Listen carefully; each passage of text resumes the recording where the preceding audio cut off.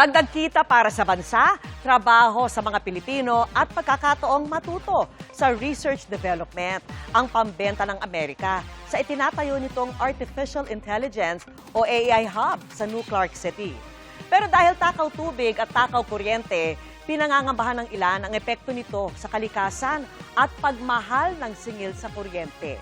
Bukod pa yan sa posibleng epekto sa mga magsasaka at katutubo sa Tarlac. Nakatutok si Maris Umali.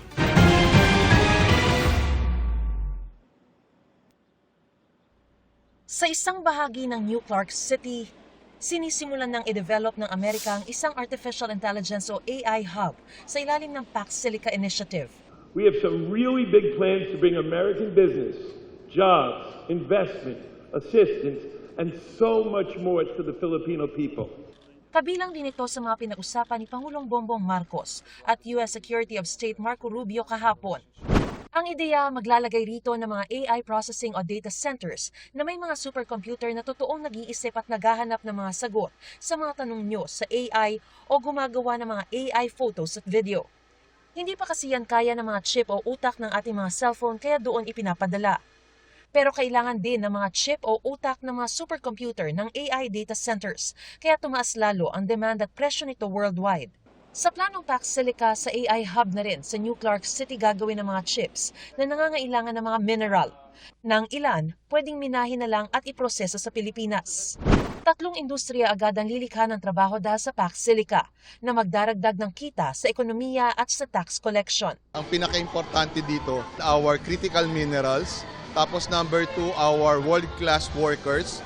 Tapos number 3, yung ating strategic location. Hindi na natin sila i-export ng unprocessed, mapaprocess natin sila rito. Yung value add ay nandito sa Pilipinas. Pagkakataon din ito para di mahuli ang Pilipinas sa mga bansang bahagi ng world ship market at maturuan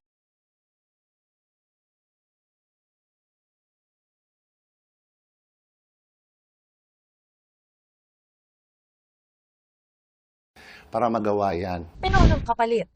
Dahil supercomputers nga ang ginagamit ng AI, takaw kuryente ang mga ito. Ang tanong sa isang AI chat app halimbawa, 10 beses na mas power hungry kaysa sa tanong sa search engine. Mas matindi ang AI photos at videos. Pero giit ng Department of Trade and Industry o DTI, may hiwalay na pagkukunan ng kuryente ang AI Hub. These are additional pagdating sa mga power. Hindi ito yung mga kukuha dun sa ating existing power na mga power capacity. Gayunman pangamba ng Makabayan Block, maaaring itulak nito ang singil sa kuryente sa Pilipinas sa pinakamahal sa buong Asya.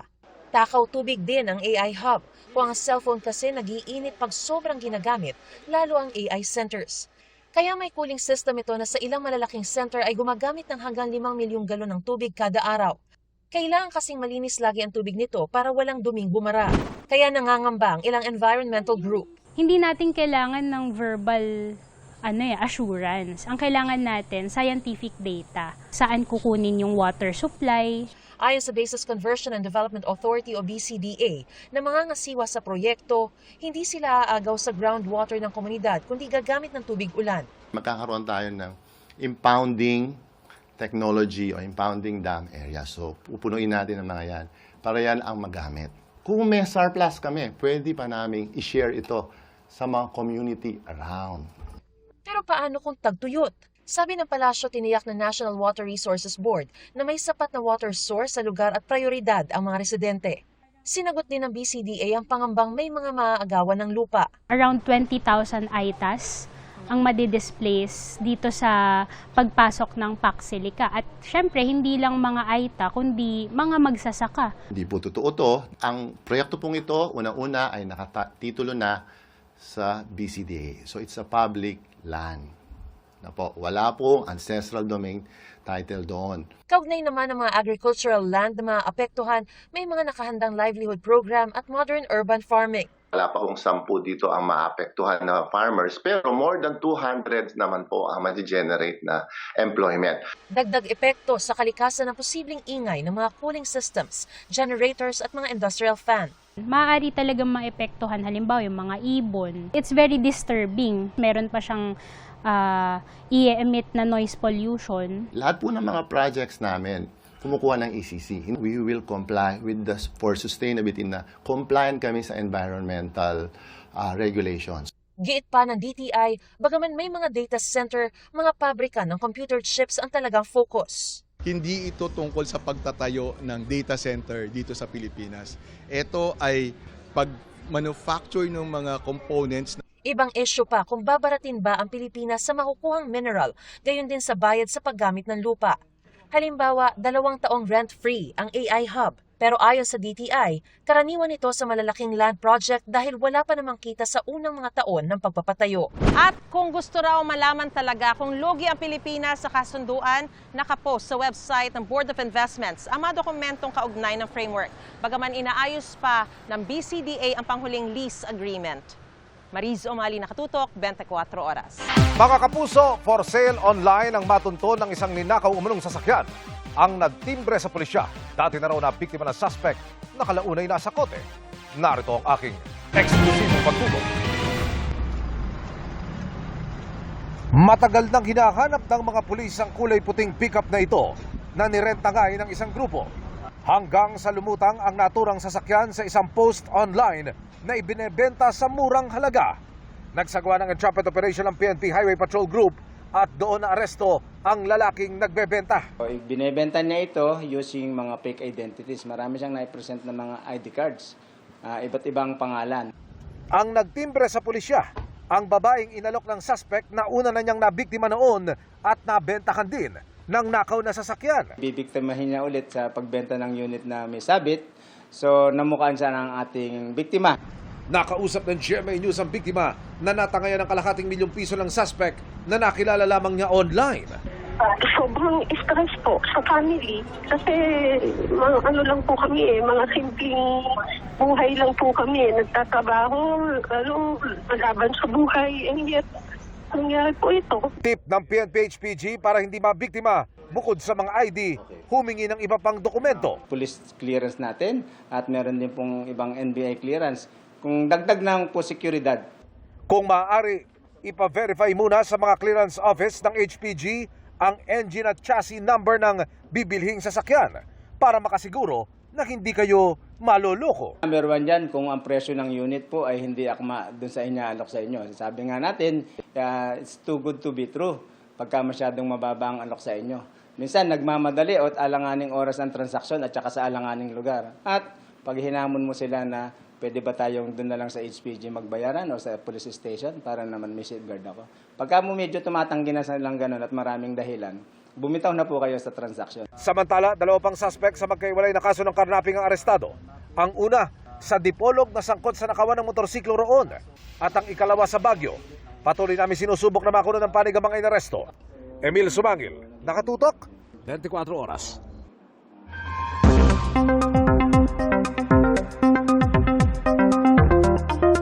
Mga kapuso, halos buong bansa ang dapat maghanda sa epekto ng Bagyong Quiapo na pinalalakas ang habagat. Maki-update tayo sa magiging lagay ng panahon kasama si Amor La Rosa ng GMA Weather Center. Amor! Salamat, Emil. Tama ka dyan. Bukod nga sa Bagyong Quiapo na magdadala rin ng malakas na hangin na may kasamang pag-ulan, yung hinahatak nitong habagat. Alas 8 kagabi nang turuyang mabuo bilang bagyo yung low pressure area na minomonitor natin sa loob ng Philippine Area of Responsibility. Pinangalanan po ito na Quiapo na ang ibig sabihin nga ay water cabbage o water lettuce at sinasabing dito rin hango ang pangalan ng lugar na Quiapo sa Maynila. Huling namataan ng sentro nitong Bagyong Quiapo kaninang hapon sa layong 640 kilometers sa silangan po ng Tuguegarao City. Tagay lakas ng hangin nga abot sa 45 kilometers per hour at yung bugso naman nasa 55 kilometers per hour. Ang pagkilos po nito ay pahilagang kanluran na sa bilis na 30 kilometers per hour. Ang magiging biyaheng Quiapo o yung magiging pagkilos po nitong bagyo ayon po sa Pag-asa, posibleng dumikit itong Bagyong Quiapo. Dito yan sa northeastern portion ng mainland Cagayan bukas ng umaga hanggang sa hapon at sunod naman tutumbukin itong Babuyan Islands hanggang sa gabi kung saan po ito posibleng magkaroon ng landfall. Pagdating naman ng Sabado ay maaring nasa labas na po yan ng Philippine Area of Responsibility. At mga kapuso, pwede rin na lumakas pa ito bilang isang severe tropical storm sa mga susunod na araw. Pero pwede rin naman na magkaroon pa ng pagbabago sa mga susunod na oras kaya patuloy pong tumutok sa updates.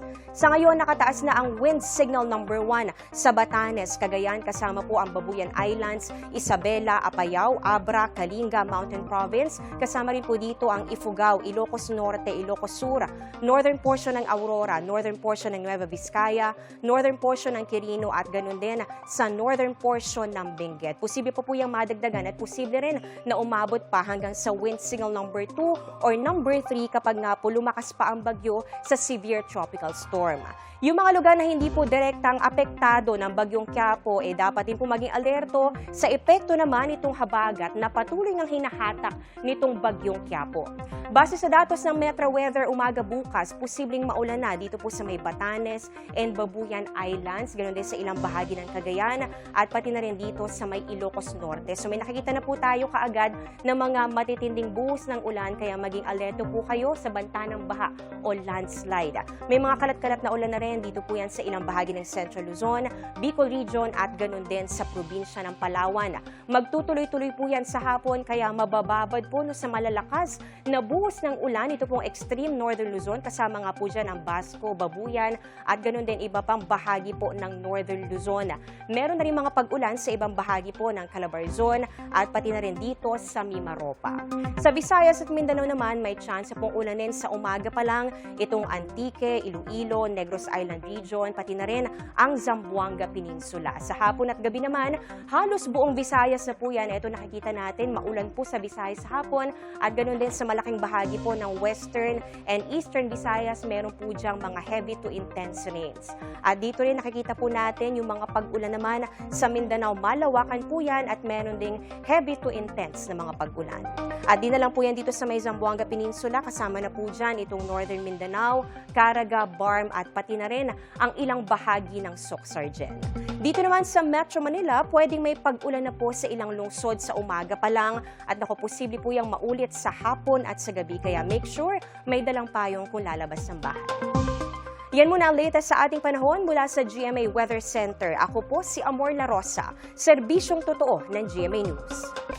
Higit 4 na milyong pisong halaga ng shabu ang nasabat sa umunoy drug den sa San Mateo, Rizal. Bukod sa target ng operasyon, 12 iba pa ang nasa kote. Nakatutok si Marisol Abduraman, exclusive. Agad nagtakbuhan sa target area ang mga operatiba ng San Mateo Police.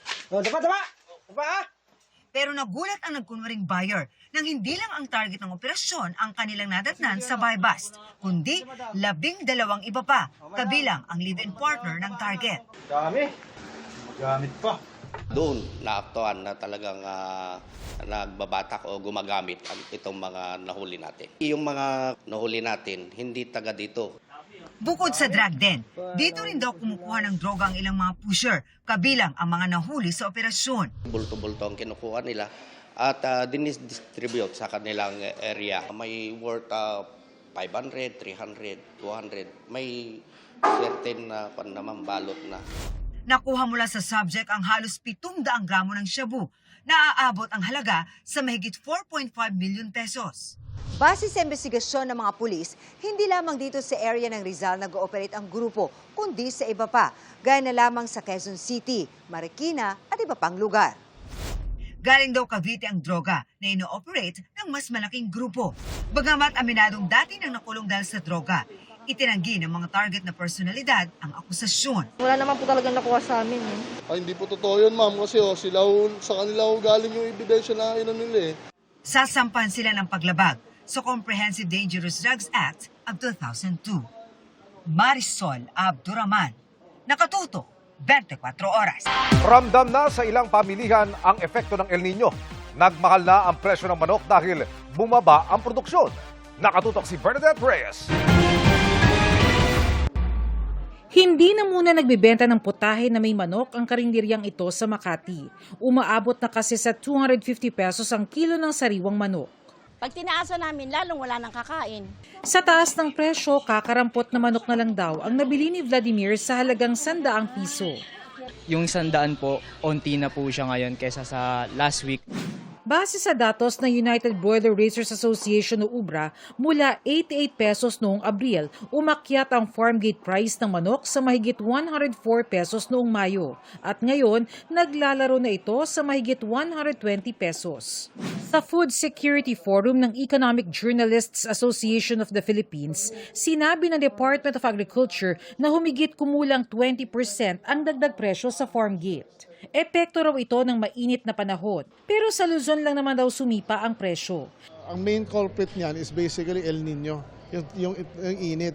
Pag tumaas ang temperature sa mga breeding or egg laying at mga ganun, bumababa talaga ang production or bumabagal ang productivity kaya tumataas konti yung presyo. Nangangamba raw ang ibang broiler raisers na mag-alaga ng manok dahil baka hindi mabenta. Nahirapan lumaki. Pag mamalasin, baka mag-mortalities pa yan. May mga nagbawas din ng production dahil mahal ang cost. Yung industriya nagre-react sa demand. Lahat ngayon nag-aalala, may bibili ba? Sabi ng DA, unti-unti naman daw bababa ang presyo ng manok. Of course, it's a cycle. Once mataas ang presyo, people will hatch more eggs, I guess, and then sooner or later bababa din yan. Pero may mas murang alternatibo naman daw ng protina gaya ng isdang tilapia at bangus. Sa Mega Q-Mart 160 ang kilo ng bangus, 140 naman ang tilapia. Ang baboy naman, stable ang presyo sa 350 hanggang 380 pesos kada kilo. Bernadette Reyes, Nakatutok, 24 Oras.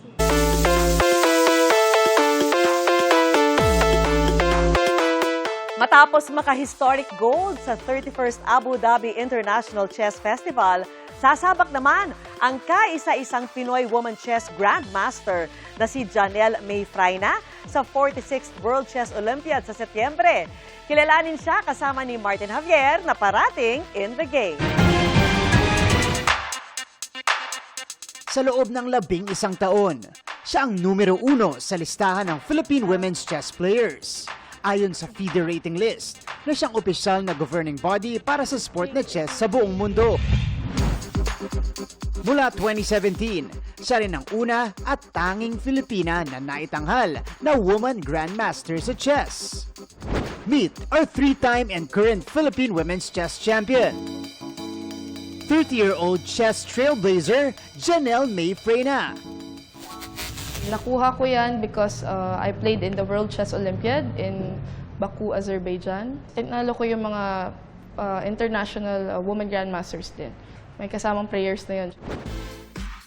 She made history last year after winning the country's first international women's chess title in the 31st Abu Dhabi International Chess Festival. Feeling ko naman, yung mga years ng pagtitraining ko doon siguro nabuhos. Sa murang edad na 11, maagang nakamate ang Bicolanang si Janelle, opening doors for her chess journey. Actually, it was my brother. Naipasa niya sa akin yung hilig niya maglaro ng chess. That's why I'm very grateful. And then, mayroong mga school events like yung mga intramurals, doon ako nagsimula. And then, palarong pambansa, no? Sa 2021 Southeast Asian Games, wagi si Janelle ng double bronze para sa women's rapid chess at women's individual blitz. At sa darating na Setyembre, nakatakda siyang sumabak sa 46th World Chess Olympiad sa Samarkand, Uzbekistan. Iba yung joy when you share it with others, lalo na mga teammates mo pa. Since 2020, ay nagtuturo na rin ng chess si Janelle. I advocate for kids to play chess because sa akin, pananaw, walang lugi sa chess. Because if you start learning chess at an early age, the chances of you for becoming really a better player ay napakataas. Susubukan natin makipaglaro sa isang grandmaster. Just backgrounder, ano lang po, basics lang po ang alam ko. Medyo matagal na ako hindi nakapaglaro. Siyempre, pag nagsisimula pa lang sa chess, ang number 1 na binibigay kong advice is you always fight for the center. Okay. Fighting for the center. Okay. Masunurin naman siya. Lagay niya sa gitna. Okay.